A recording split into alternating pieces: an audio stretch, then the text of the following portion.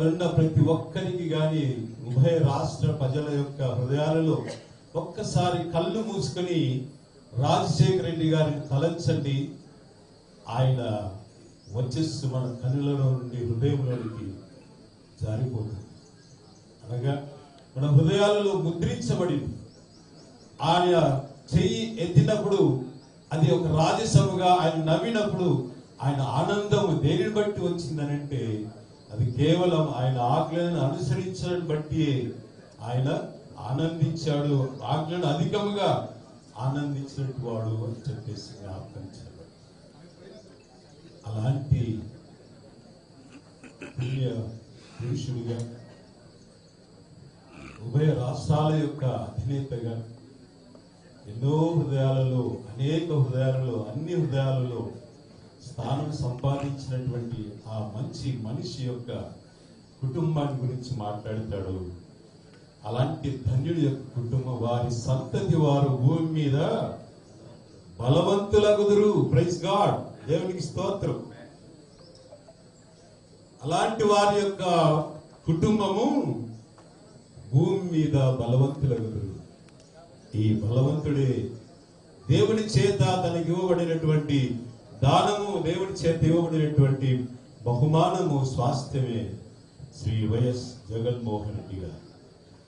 So వారు ఏ విధంగా ఉంటారు అని చెప్పేసి ఆలోచన చేయగా వారి జీవితాలలో కొన్ని మాటలు దేవుని మాటలుగా మనం గుర్తు చేయబడతాం. ఏమిటనగా ది బ్లెస్సింగ్స్ ఆఫ్ గాడ్, దేవుని యొక్క ఆశీర్వాదాలు ఇలాంటి కుటుంబం మీద ఉంటాయి అని చెప్పేసి ఆలోచించినప్పుడు అవి ఏ విధంగా ఉన్నాయంటే, ఆ వంశము వారు దీవింపబడుదురు, కలిమి యందును సంపద యందును వారి ఇంట ఉండును, కలిమియు సంపద స్థిరముగా వారి ఇంట ఉండును అంటాడు.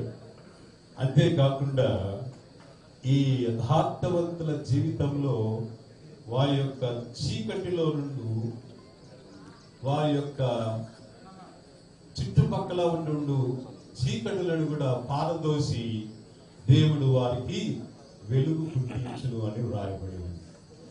దేవుని యందు ప్రియులారా, నిజంగానే శ్రీ వైఎస్ఆర్ యొక్క జ్ఞాపక దీపికలలో ఈ 15వ వర్ధంతిని జ్ఞాపకం చేసుకుంటున్నారు. సకల రాష్ట్ర ప్రజల యొక్క జీవితాలలో కూడా ఇది తథ్యము, ఇది నిత్యము, ఇది సత్యము అని అనేకులు వేవేల నోట పాడుచున్నటువంటి పాటగా ఈ మాటను మనం వింటాం. కారణం ఏంటంటే ఆ కుటుంబాన్ని ఒక వాత్సల్యతతో, దేవుని యొక్క ప్రేమతో, దేవుని యొక్క కృపతో భద్రపరిచినటువంటి వాడుగా ఉన్నాడు. ఆయన తల్లిదండ్రులు చేసినటువంటి